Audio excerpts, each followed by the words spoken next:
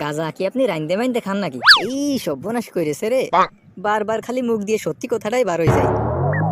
ধুর শালা। আব্বা, এই গাছে 4-5 বছর পরে ফল ধরে, আর ওই ফলের এতই স্বাদ, একবার যদি খাও তাহলে মাতালের মতো হয়ে যাবা না। ইস কি যে করি, শালার কি করতে যে গাঁজা খাওয়া শিখিলাম। এখন গাঁজা না খাতে পারি আমার জীবনটা একদম তেনা তেনা হয়ে গেল। পকেটে টাকা থাকুক আর না থাকুক, গাঁজা আমার এখন খাওয়াই লাগবে। এই গাঁজা খাইয়ে খাইয়ে আমি যে কত টাকা নষ্ট করেছি তার কোনো হিসেবই নেই। আব্বার পকেটেতে টাকা চুরি করে করে আব্বার এখন আমি রাস্তার ফকির বানায় ফেলে দিছি। আবার পরীক্ষার ফিসের টাকা নিয়ে সেই টাকা দিয়েও গাঁজা কিনে খাইছি। শেষে যখন আর টাকা জোগাড় করতে না পারলাম, আর পাই যে জুতোটা ছিল সেটা পর্যন্ত বেঁচে গাঁজা কিনে খাইছি আমি। এই গাঁজা খাওয়ার জন্যই এমন কোনো টেকনিক নেই যে সেই টেকনিকটা আমি কাজে লাগাইনি। কিন্তু এত টেকনিক খাটানোর পরেও আজ 2টা দিন ধরে আমি গাঁজা খাতে পারিনি। 2টা দিন গাঁজা না খাতে পারে আর পেটের মধ্যে কিরম সুই সুই সুই সুই করতেছে। চোখের সামনে সব আন্দার আন্দার দেখতেছি। না, যা করে হোক আজকে আমার গাঁজা খাতেই হবে। আজকে যদি আমি গাঁজা না খাতে পারি একদম বেহুশে পড়ে যাবো না আমি। কিন্তু কিরাম করে গাঁজা খাবো, আমার পকেটে তো একটা টাকাও নেই। এই তো পাইছি একখান বুদ্ধি। আমাদের উত্তর পাড়ার সকেট গাঁজার ব্যবসা করে না, যাই ওর কাছে যাইয়ে দেখি একটু ফুসফাস মাইরে ওর কাছ থেকে গাঁজা খাতে পারি নাই। যাই তাড়াতাড়ি যাই। উস্তাদ, ও উস্তাদ, আপনি তো সবই শুনলেন। গাঁজা না খাতে পারলেই আমার আবার মাথা মাথা ঠিক থাকে না। শাক সবজির দাম বেড়ে যাওয়ার জন্য ওই যে মানুষ বাড়ির পারে শাক সবজি চাষ করে খাচ্ছে, আমিও আমার বাড়ির পারে গাঁজার চাষ করে খাতে চাই। ও, গাঁজা বাড়িতে চাষ করে খাবি? তা খা। না মানে উস্তাদ, আপনি আমার একটা গাঁজার গাছের ব্যবস্থা করে দেন। গাঁজার গাছের ব্যবস্থা আমি করে দিতে পারবো না, কিন্তু 1000 টাকা লাগবে। কি কোন উস্তাদ? তাই বলে একটা গাঁজার গাছের দাম 1000 টাকা? এ তো দিনই দুপুরে ডাকাতি করতেছেন আপনি। গাঁজা কি আপনি রাইন্দে মাইন্দে খান নাকি? পাগলের মতো বকা শুরু করলেন। বলছি যে উস্তাদ একটু কম টম রাখা যায় না? ধুর শালা, 1000 টাকা আমি তো আরো কমই কইছি। তুই নিলি না নিলে আমার সামনে তো দূর হ। আহা উস্তাদ, আপনি রাগ করেন কেন? আপনি হইলেন আমার উস্তাদ, আপনারে 1000 টাকা দিয়া কোনো ব্যাপারই না। উস্তাদ, এখন তাহলে আমার গাঁজার গাছটা দেন। আচ্ছা ঠিক আছে ঠিক আছে, যাওয়ার সময় আমার বাগানের থেকে একটা গাঁজার গাছ তুলে নিয়ে যাস, আর সময় মতো টাকাটা দিয়ে দিস কিন্তু, না হলে গাঁজার গাছ তোর পিছন দিয়ে ঢুকাই দিবা না। আহ, গাঁজার গাছের কি গন্ধ!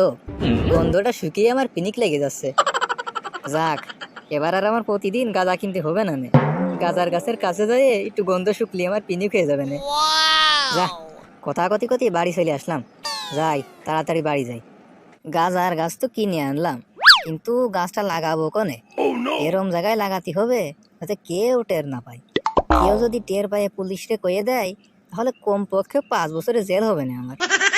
একটা কাজ করি, আমাদের বাড়ির পিছনে ওই বাগানটাতে গাছটা লাগাই। ওই বাগানে তো আমার আব্বা ছাড়া একটা পোকামাকড়ও ঢুকতে পারে না।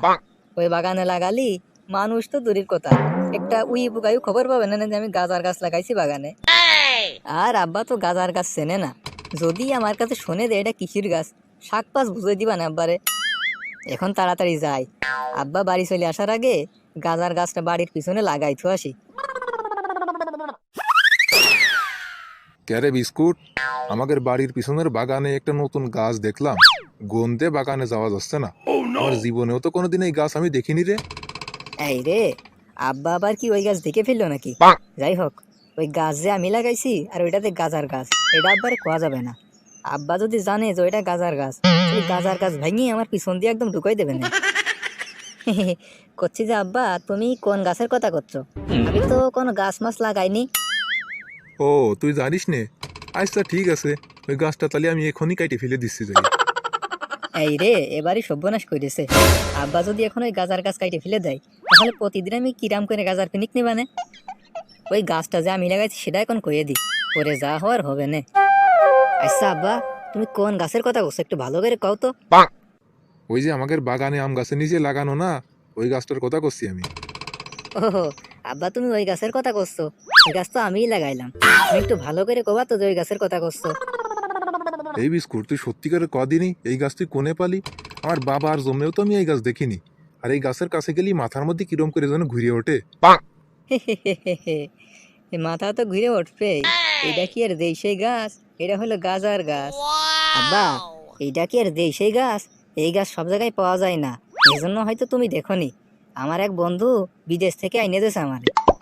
এই গাছ খুব দামি সেটা না হয় বুঝলাম, কিন্তু এই গাছের থেকে কি উপকার হবে সেটা কদিন তুই।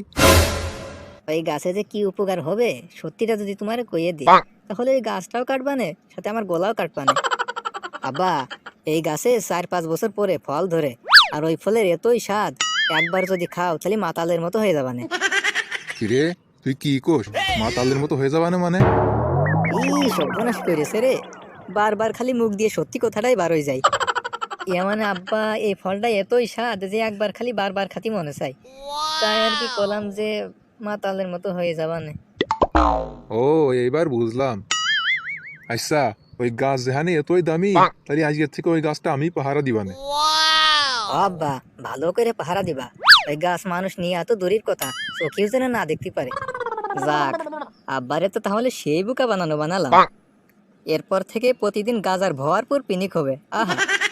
তা দর্শক বন্ধুরা, আমাদের আজকের ভিডিওটা আপনাদের কাছে কেমন লেগেছে সেটা অবশ্যই কমেন্টে জানাবেন। ভিডিওটা ভালো লাগলে ভিডিওতে লাইক করবেন, আর আমাদের চ্যানেলে নতুন হয়ে থাকলে অবশ্যই আমাদের চ্যানেলটা সাবস্ক্রাইব করে আমাদের পাশেই থাকবেন।